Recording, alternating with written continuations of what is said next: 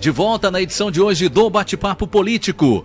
Uma luz amarela para os governadores da região Nordeste. O grande volume de incentivos fiscais no setor automotivo abriu uma guerra entre fabricantes de veículos com reflexo nos estados do Nordeste. O Carlos Alberto chega com mais informações agora.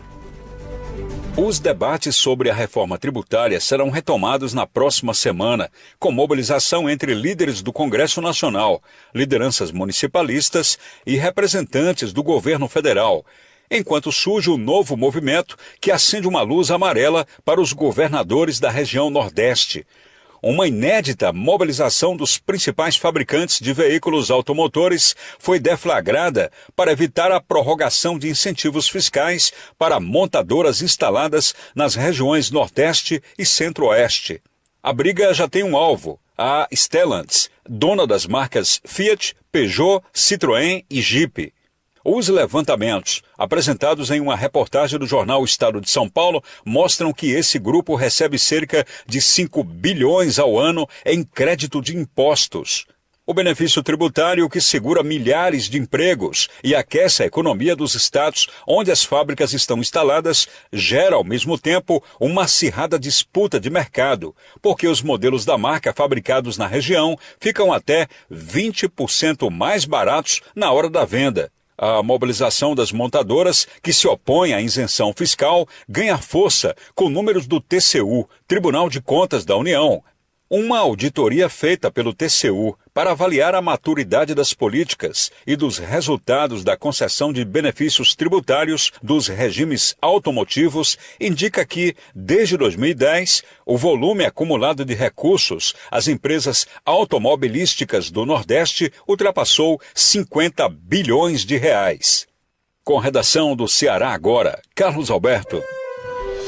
Jornalista Beto Almeida chegando aqui no Bate-Papo Político. Bom dia, Beto. Bom dia, Marcos. Bom dia aos nossos ouvintes. Ouvi aí atentamente o Carlos Alberto falando dessa verdadeira guerra fiscal que nós temos em relação, principalmente, à questão dos incentivos fiscais no setor automotivo. É claro que com a proximidade e principalmente agora a aproximação e a votação que vai ser inevitável da reforma tributária, a questão dos incentivos fiscais, Marcos, ela de fato vai mudar o cenário do que existe hoje. Porque o que nós temos na realidade com a atual situação do quadro econômico hoje no país e da carga tributária? É que os estados, principalmente os menos desenvolvidos, estados do Norte, do Nordeste, eles utilizam exatamente a questão de conceder isenções fiscais, descontos nos impostos estaduais, muitas vezes em parceria com as prefeituras, também até nos impostos municipais. O fato é que os fabricantes de veículos e também de autopeças e de outros setores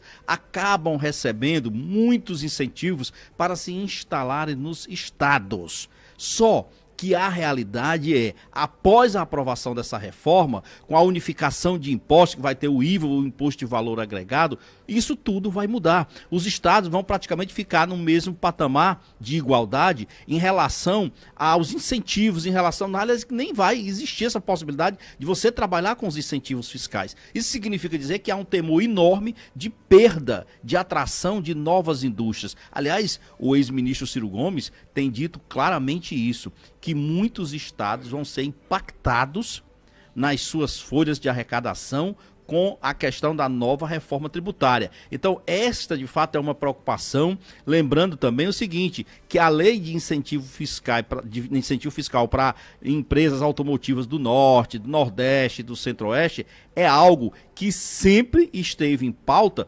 porque gera empregos, mas também tem uma preocupação com a saída repentina destas empresas, como foi o caso, por exemplo, que aconteceu aqui, com a Troller em Horizonte e que aconteceu com a Ford na Bahia, gerando muito desemprego e muitas incertezas. Então, na realidade, é o seguinte, eu vejo que essa questão tem que ser realmente muito trabalhada, porque não dá para os estados continuarem simplesmente abrindo mão de arrecadação e, de repente, apostando nesses investimentos que de uma hora para outra decidem levantar voo e ir embora, Marcos. A gente enfrentou isso e tem enfrentado recentemente com outras empresas como de calçados, por exemplo, que estão no estado do Ceará, mas que estão por conta dos gols dos incentivos fiscais. Então, tudo isso tem que ser resolvido e ser resolvido com cuidado pelos estados, pelo governo federal e por quem está hoje à frente da aprovação da reforma tributária.